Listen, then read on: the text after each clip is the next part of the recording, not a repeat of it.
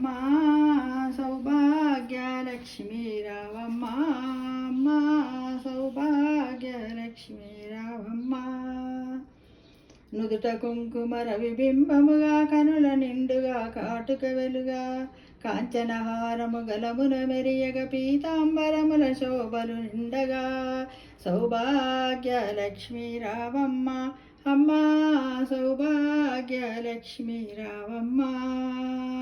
నుదుట కరములు బంగరి గాజులు ముద్దులకు వాదమ్ముల మువ్వలు గలగలమని సవ్వడి చేయగ సౌభాగ్యవంతుల సేవలనందగా సౌభాగ్యలక్ష్మి రావమ్మ, అమ్మా సౌభాగ్యలక్ష్మి రావమ్మ.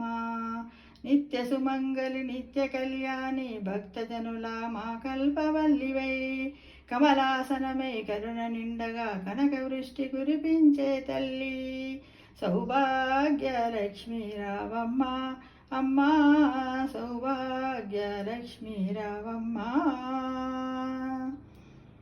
జనగరాజుని ముద్దుల కుమరి దరవికుల సోముని రమణీమణివై సాధు సజ్జనుల పూజలందుకొని శుభములనిచ్చడి దీనని దీవెనలియ్యగా సౌభాగ్యలక్ష్మి రావమ్మ, అమ్మా సౌభాగ్యలక్ష్మి రావమ్మ.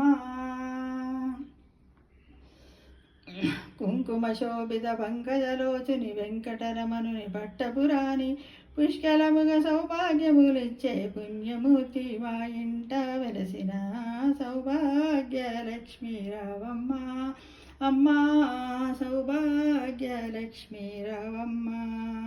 సౌభాగ్యముల బంగారు తల్లి పురందర విటనుని పట్టపురాణి శుక్రవారము పూజలందగా సాయంకాలము శుభగడియలలో సౌభాగ్యలక్ష్మి రావమ్మ, అమ్మా సౌభాగ్యలక్ష్మి రావమ్మ, అమ్మా సౌభాగ్యలక్ష్మి రావమ్మ. ఈ విధంగా కర్పూర హారతితోటి మనం మన పూజను చేసుకొని ఆ తర్వాత మనము తీర్థప్రసాదాలు తీసుకొని వరలక్ష్మి అమ్మవారి యొక్క కృపకు మనమందరం పాత్రలు కావాలి. తోచిన వాయినం ముత్తైదువులకు ఇచ్చి వారి యొక్క ఆశీస్సులు దీవెనలు మనం తీసుకోవాలి.